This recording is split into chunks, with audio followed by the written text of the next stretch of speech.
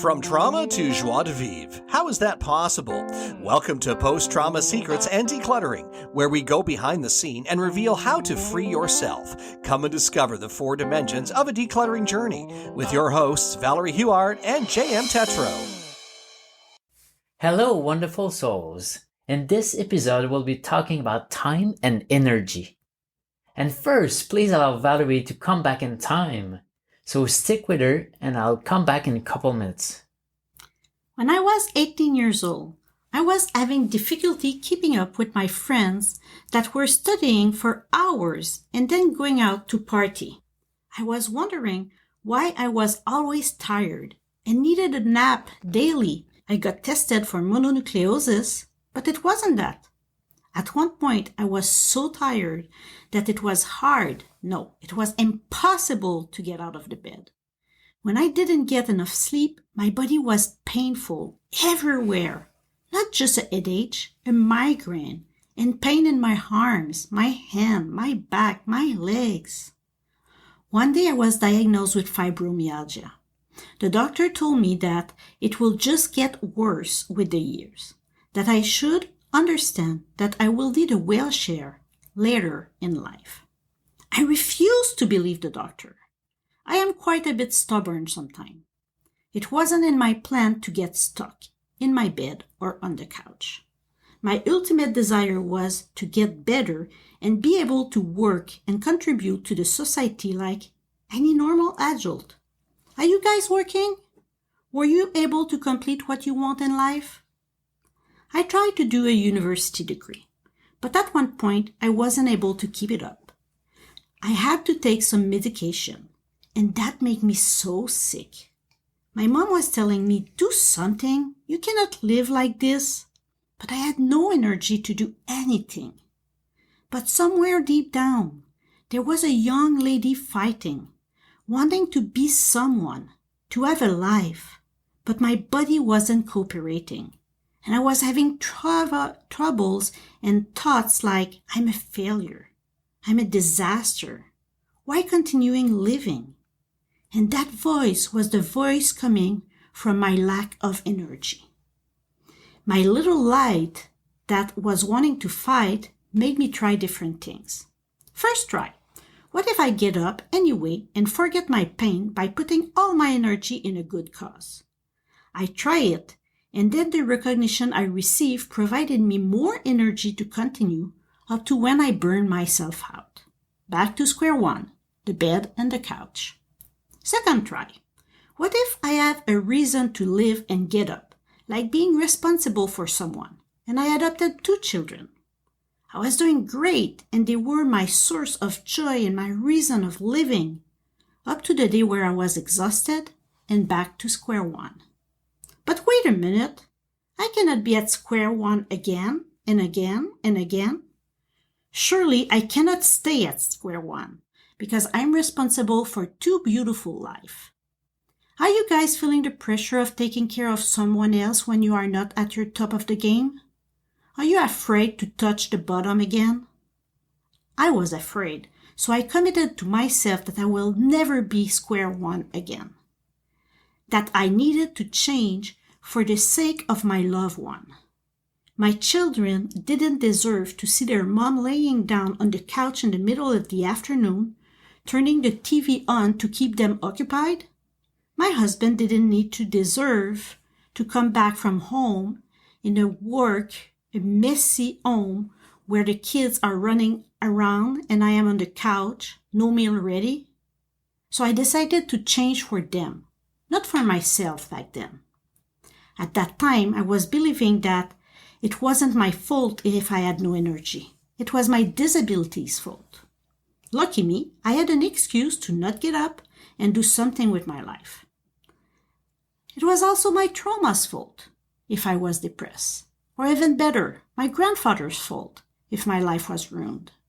I was thinking, if I continue like this, the doctor that told me I would be disabled and in a wheelchair will be right. And I cannot accept that. If I continue like this, my husband will divorce and keep the children. That way his life will be easier. If that happened, there's no point to live. Maybe I should go now to allow him to have a better life. Hope that you guys don't have these dark ideas I had. But just know that there's always hope. You got this? One day, we were at my in-laws table, and my mother-in-law started talking about food and energy. At that point, what do I have to lose?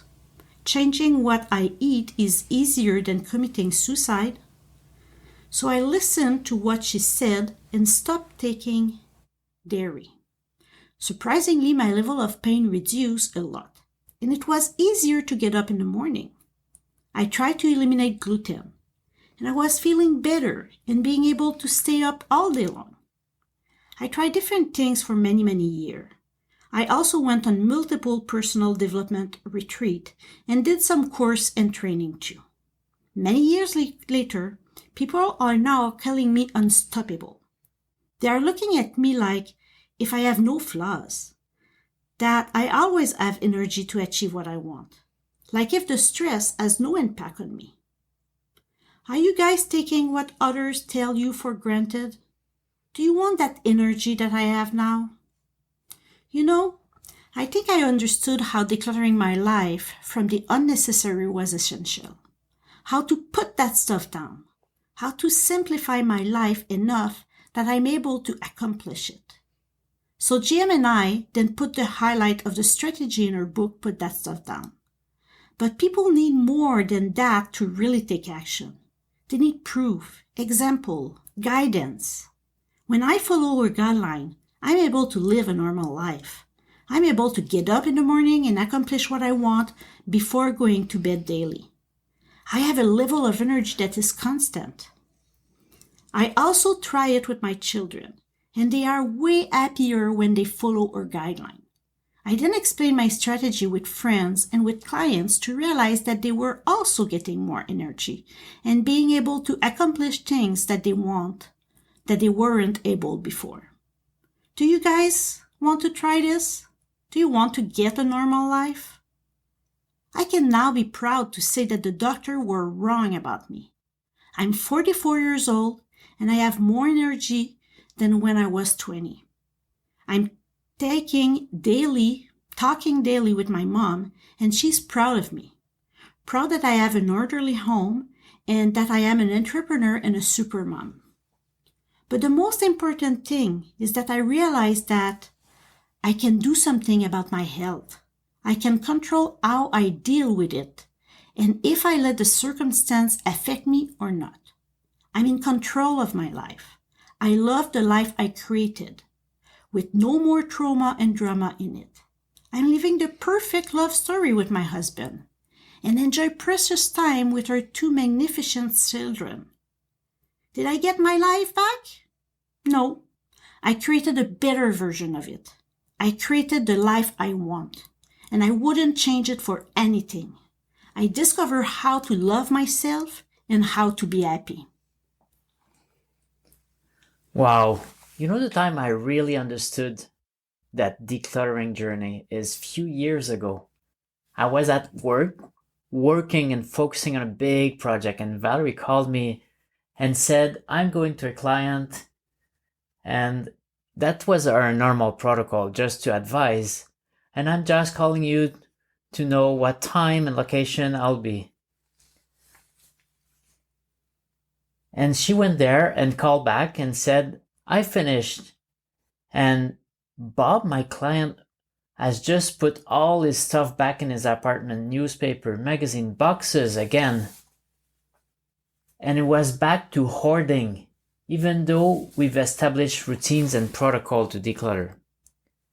At that point, I was doubtful of our method. I thought that working on space, stress, mind would work easily because we've proven it time and time again.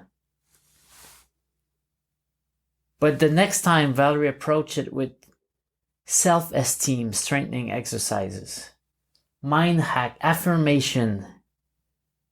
And the next time she went, I was at work again, very focused, and Valerie called me to tell me that she was going to help Bob. And at that time, it was incredible The place really improved. The thing were getting out of the location and not coming back.